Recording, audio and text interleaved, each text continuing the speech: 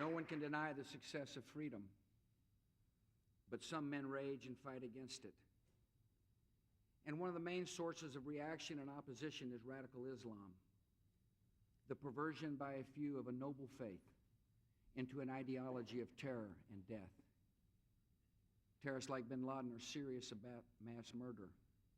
And all of us must take their declared intentions seriously. They seek to impose a heartless system of totalitarian control throughout the Middle East and arm themselves with weapons of mass murder. Their aim is to seize power in Iraq and use it as a safe haven to launch attacks against America and the world. Lacking the military strength to challenge us directly, the terrorists have chosen the weapon of fear when they murder children at a school in Beslan, or blow up commuters in London, or behead a bound captive. The terrorists hope these horrors will break our will, allowing the violent to inherit the earth. But they have miscalculated. We love our freedom, and we will fight to keep it.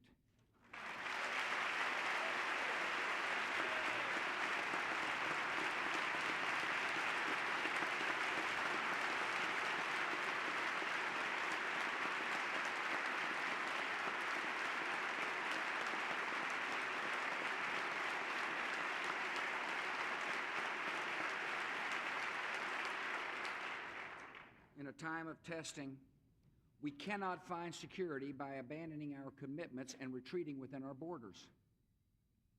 If we were to leave these vicious attackers alone, they would not leave us alone. They would simply move the battlefield to our own shores. There is no peace in retreat, and there is no honor in retreat. By allowing radical Islam to work its will, by leaving an assaulted world to fend for itself, we would signal to all that we no longer believe in our own ideals or even in our own courage. But our enemies and our friends can be certain. The United States will not retreat from the world, and we will never surrender to evil.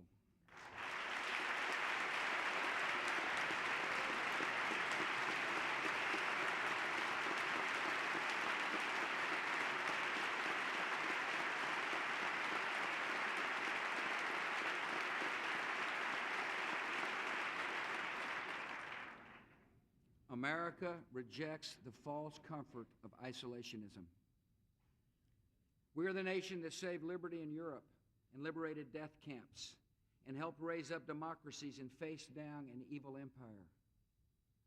Once again, we accept the call of history to deliver the oppressed and move this world toward peace. We remain on the offensive against terror networks.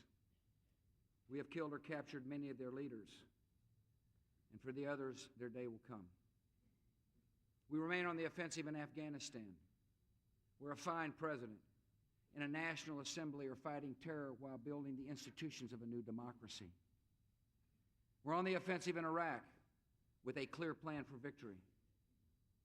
First, we're helping Iraqis build an inclusive government so that old resentments will be eased and the insurgency will be marginalized. Second, we're continuing reconstruction efforts and helping the Iraqi government to fight corruption and build a modern economy so all Iraqis can experience the benefits of freedom. And third, we're striking terrorist targets while we train Iraqi forces that are increasingly capable of defeating the enemy. Iraqis are showing their courage every day, and we are proud to be their allies in the cause of freedom.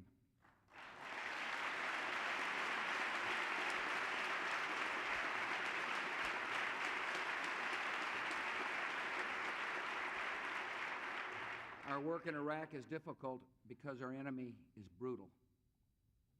But that brutality has not stopped the dramatic progress of a new democracy.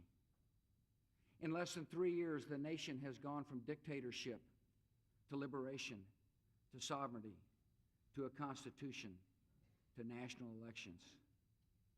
At the same time, our coalition has been relentless in shutting off terrorist infiltration, clearing out insurgent strongholds, and turning over territory to Iraqi security forces. I am confident in our plan for victory. I am confident in the will of the Iraqi people. I am confident in the skill and spirit of our military fellow citizens. We are in this fight to win, and we are winning.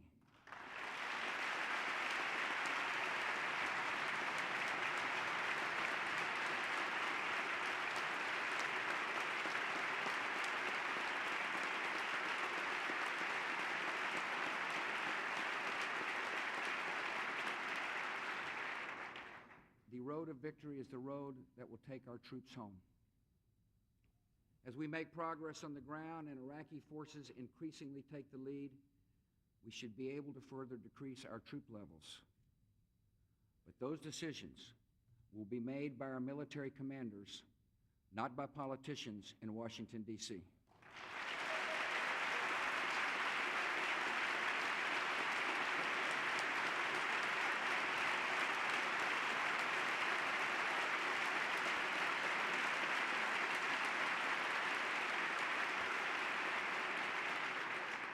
Our coalition has learned from our experience in Iraq.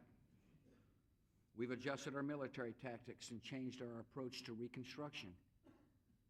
Along the way, we have benefited from responsible criticism and counsel offered by members of Congress of both parties.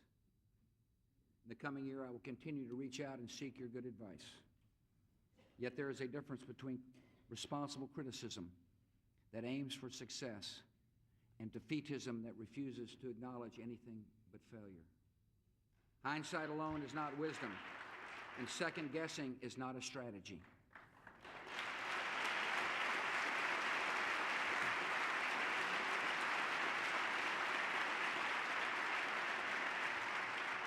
With so much in the balance, those of us in public office have a duty to speak with candor.